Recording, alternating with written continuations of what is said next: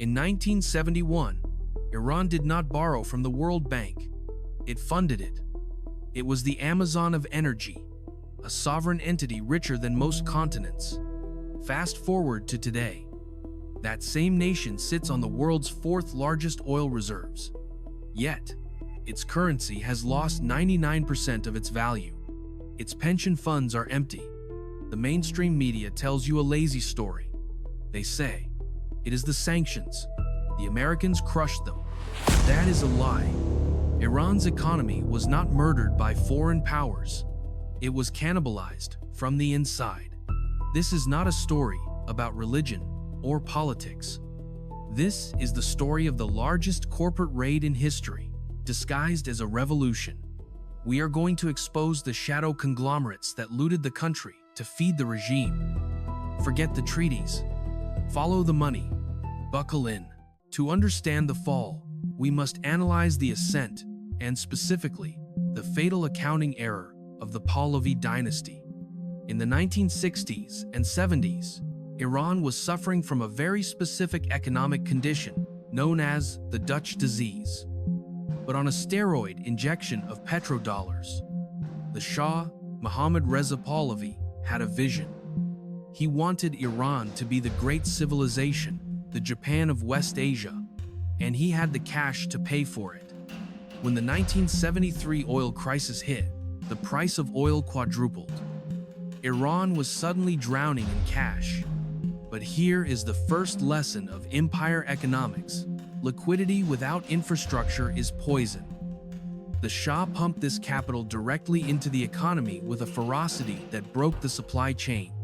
By 1975, the ports of Iran were gridlocked. Ships carrying cement and steel waited 6 months to dock. The government was paying $1 billion a year just in demurrage charges, fines for late unloading.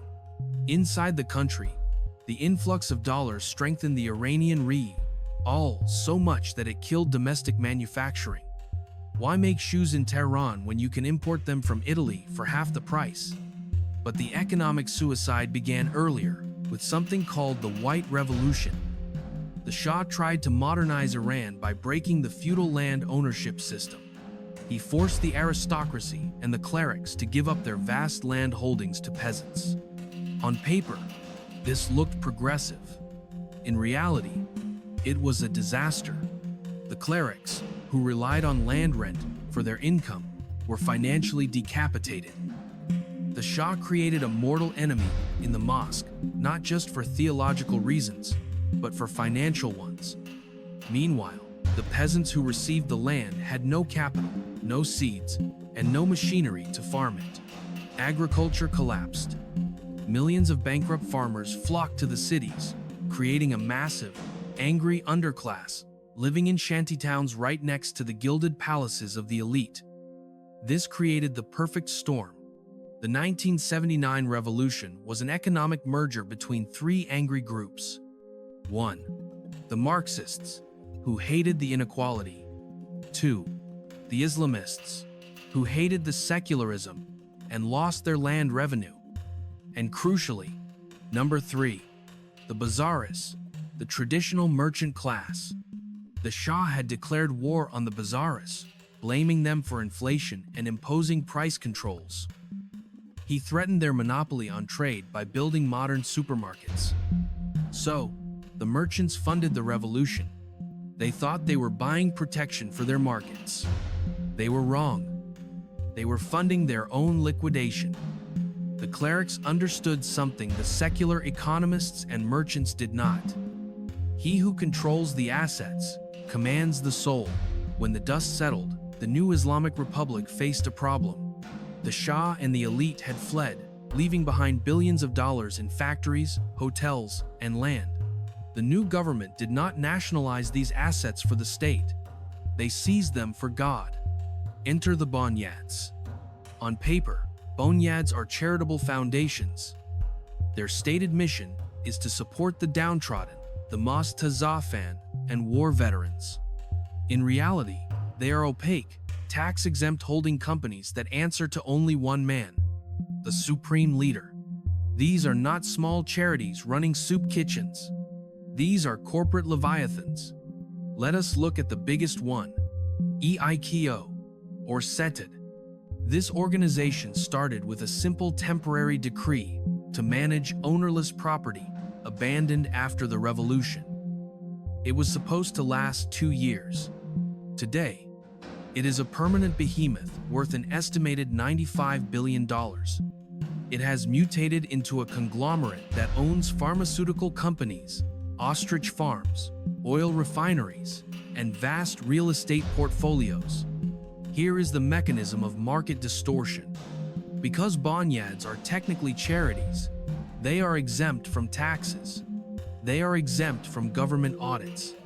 They have access to subsidized credit from state banks that private companies can only dream of. Imagine trying to open a construction company in Tehran. You have to pay corporate tax. You pay market rates for steel. You follow strict labor regulations. Your competitor is a Bonyads subsidiary. They pay zero tax. They get free land from the government. They get loans at negative real interest rates. And if you try to underbid them, they can use the judicial system to accuse you of economic sabotage. You do not compete with Bonyads. You either work for them as a subcontractor or you go bankrupt.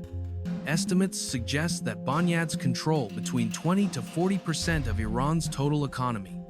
This is the gray economy, unaccountable, untaxed, and inefficient.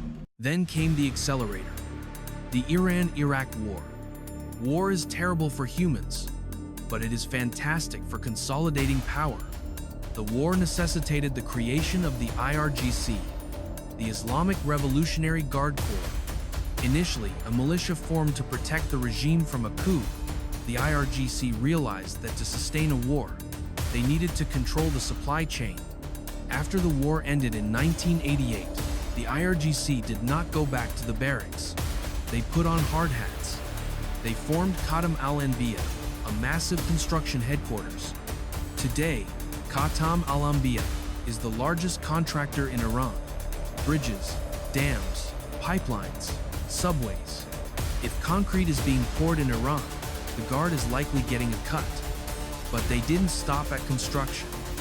They went for the digital infrastructure. In 2009, in what was the largest IPO in the history of the Tehran Stock Exchange, the telecommunication company of Iran, TCI, was privatized. But who bought it? A consortium controlled by the IRGC acquired the majority stake for nearly $8 billion. In one afternoon, the military took control of the nation's phone lines, internet cables, and mobile networks. This was not just about surveillance. It was about revenue. Every time an Iranian buys a recharge card for their phone, a small percentage flows into the coffers of the Revolutionary Guard, bypassing the national budget entirely. They transformed from defenders of the nation into its landlords, and eventually, its telecom monopoly. Now, let us peel back the layer that explains the modern poverty of Iran. This is the financial dark art that keeps the regime rich while the country starves. It consists of two main pillars: currency arbitrage and the banking Ponzi scheme. First, the arbitrage.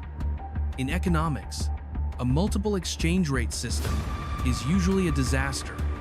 In Iran, it is a deliberate business model for the elite. Here is the playbook for a regime insider. Step 1.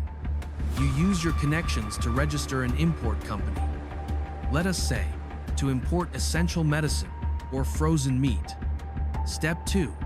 Because your goods are deemed essential, the central bank sells you US dollars at the subsidized government rate. This is called the NEMA rate. Let's say 42,000 rials to the dollar. Step 3. You take those cheap dollars. Maybe you import a little bit of medicine to keep up appearances. Step 4. You sell the remaining dollars on the open market, where the desperation of the people has driven the price to 500,000 rials to the dollar. You just made a 1,000% profit instantly, risk-free. Where does that profit come from? It is not magic. It comes from the inflation that destroys the savings of the grandmother in Isfahan.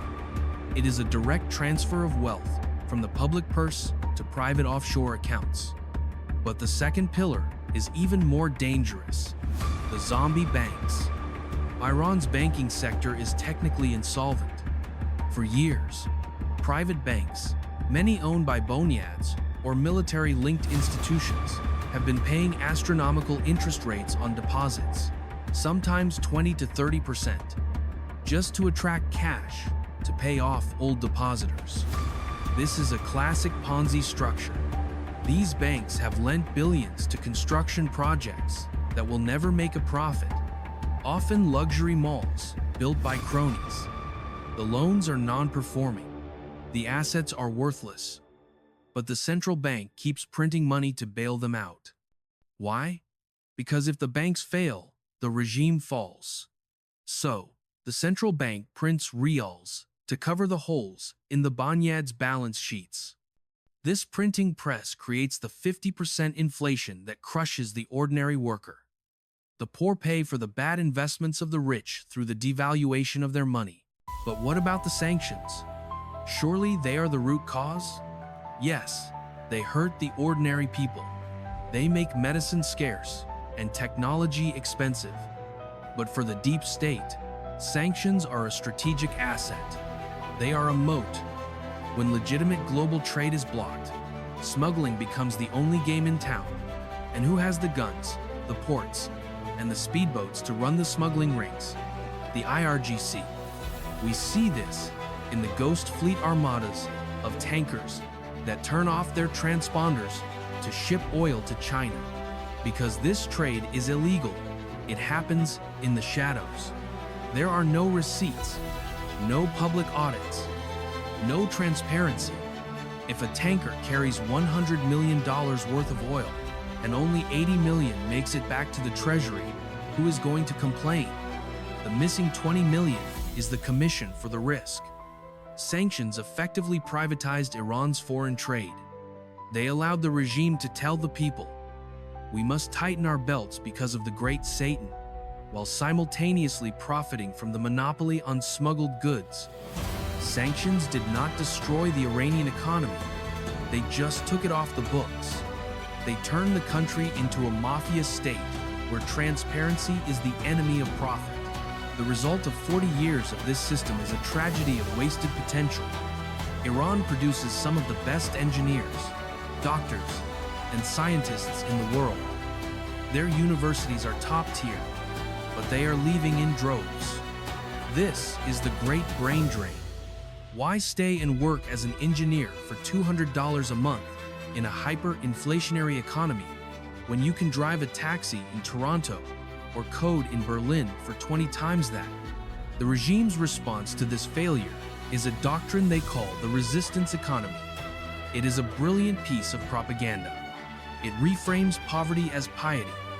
It reframes malnutrition as spiritual fortitude. But look at where the remaining money goes. While Iranian infrastructure crumbles, while schools in Sistan and Baluchistan collapse due to lack of maintenance, billions are funneled to proxy militias: Hezbollah in Lebanon, Hamas in Gaza, the Houthis in Yemen, and militias in Iraq. This is not accidental. This is the insurance policy. The regime knows it has lost the hearts and minds of its own people. They saw the protests in 2009, 2019, and 2022. They know the domestic base is crumbling. So, they buy strategic depth abroad. By funding these groups, they move the battlefield away from Tehran. If the U.S. or Israel wants to attack Iran, they have to fight through Lebanon, Syria, and Yemen first. They have effectively mortgaged the future of Iranian children to pay for a geopolitical suicide vest. The tragedy of Iran is not that it is poor. It is that it should have been rich.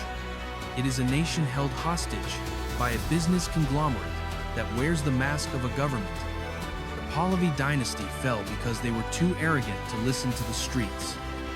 The current dynasty survives because they have become too profitable to fail for the insiders. and too brutal to challenge for the outsiders. But economic laws are like gravity. You can defy them for a while with enough force, but eventually the fuel runs out. The Bonyads have eaten the host. There is nothing left to consume. When the oil wells run dry, or when the world moves on to new energy, the Persian paradox will finally resolve itself. But until then, the check is still being written, and the Iranian people are still paying the bill. If you enjoyed this deep dive into the hidden mechanics of power, make sure to subscribe and turn on notifications. The algorithm hides these stories. We uncover them. See you in the next one.